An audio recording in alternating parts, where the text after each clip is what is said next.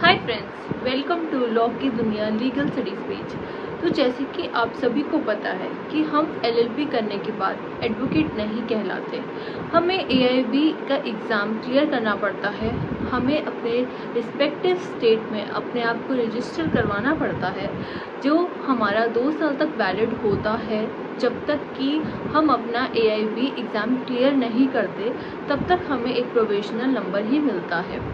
तो अब हम देखेंगे कि इस बार का पैटर्न क्या है एआईबी का, और क्या हमारी एग्ज़ाम स्ट्रेटजी रहेगी इस चीज़ को क्लियर करने के लिए।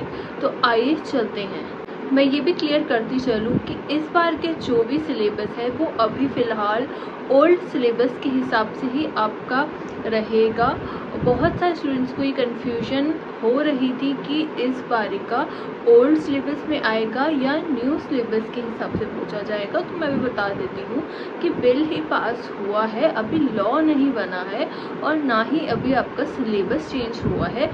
तो अभी आप जो भी आपके पुराने सिलेबस है उस हिसाब से ही आप इसकी तैयारी करिए। तो पहली टिप ये रहेगी कि आप सिलेबस देखिए। यहाँ पर मैं पिन कर दूँगी सिलेबस को, तो आप इसके गो थ्रू जाइए, समझिए कि कौन से सबसे ज़्यादा वेटेज है किस सब्जेक्ट की, कौन सा सब्जेक्ट आपको मुश्किल लगता है। आप उस हिसाब से पहले वही सब्जेक्ट उठाइए जो आपको मुश्किल लगता है, और उस सब्जेक्ट को भी जिसकी वेटेज ज़्यादा है, ताकि आप ज़्यादा से ज़्यादा मार्क्स स्कोर कर सकें। और मैं बता दूं कि इस बारी आपको 45% चाहिए पास होने के लिए। 100 में से आपको 45 लाने होंगे ताकि आप पास हो सके। और इसमें 100 मार्क्स का एग्ज़ाम रहता है, एमसीक्यू बेस ये रहता है। 2 पार्ट में डिवाइडेड रहता है। फर्स्ट है सब्सटेंसिव लॉ और दूसरा है प्रोसीजरल। सब्सटेंसिव में आपकी नॉलेज ऑफ लॉ चेक करी जाएगी और प्रोसीजरल में आपकी लीगल प्रोसेस। तो इन बातों का आप ज़रूर ध्यान दीजिए।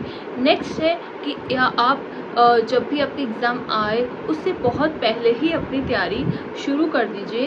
It's better to be an hour earlier than a minute late, so start early. And also इसी के साथ हमारा नेक्स्ट पॉइंट आ जाता है solve the mock papers and last year examination papers, so that you can get the gist of the questions which might come in your examination this time। अगर आप notes नहीं बनाना जानते हैं या अगर आपको हैंड रिटन लॉ नोट्स चाहिए सारे सब्जेक्ट्स के ऊपर जो लॉ से रिलेटेड है, और आपके जुडिशरी, जेएलओ, एआईबीई इन सब के लिए बनाए गए हैं, या फिर अभी आप अपने सेमेस्टर एग्ज़ाम्स दे रहे हैं तो उसके लिए भी है, तो आप मुझे व्हाट्सअप कर सकते हो, so that I can give you more information and it is available at very low price specially for students.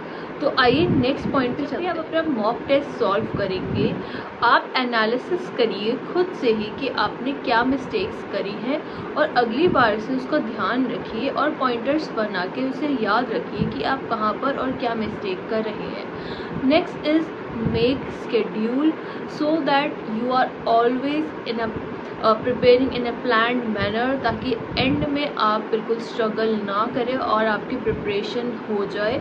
And also revision भी आपके टाइम पे होना बहुत ज़रूरी है। साथ साथ आप ये ध्यान रखिए कि आपकी कंसेप्ट क्लैरिटी रहे, ताकि अगर कहीं से भी क्वेश्चन आ जाए तो आप उसका आंसर देने के सक्षम हो।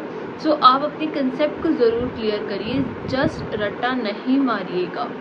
Next and important point is कि अगर आपको नर्वसनेस हो रही है तो आप अपने एग्ज़ाम, जैसे आप एग्ज़ाम देने जाते हो तो 3 घंटे का होता है, वैसे आप ऐसा अपने घर में एक जगह बैठ जाइए 3 घंटे के लिए। और ऐसा सपोज़ करिए कि आप अपने एग्ज़ामिनेशन सेंटर में बैठे हैं और आप जो है रिवीजन करने के बाद, सब कुछ प्रिपेयर करने के बाद जो है कोई भी मॉक टेस्ट उठा के सॉल्व करिए, जैसे कि वो आपका एग्ज़ामिनेशन जो है वो कंडक्ट हो रहा है, ऐसा आप जो है इमेजिन करिए।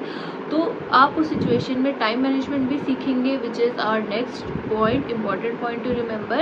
एंड इससे कि आप दूसरी चीज़ सीखेंगे कि आपकी नर्वसनेस आपको कैसे कंट्रोल करनी है, एंड आप अपनी नर्वसनेस कंट्रोल करके कैसे आप एग्ज़ाम देंगे, उससे आपका स्ट्रेस, एंजाइटी भी रिड्यूस होगी, आपका कॉन्फिडेंस लेवल बढ़ेगा। Thank you so much, and don't forget to share this video with your law friends, and if you need anything, just send me a WhatsApp message. Don't forget to follow me on Instagram and Facebook.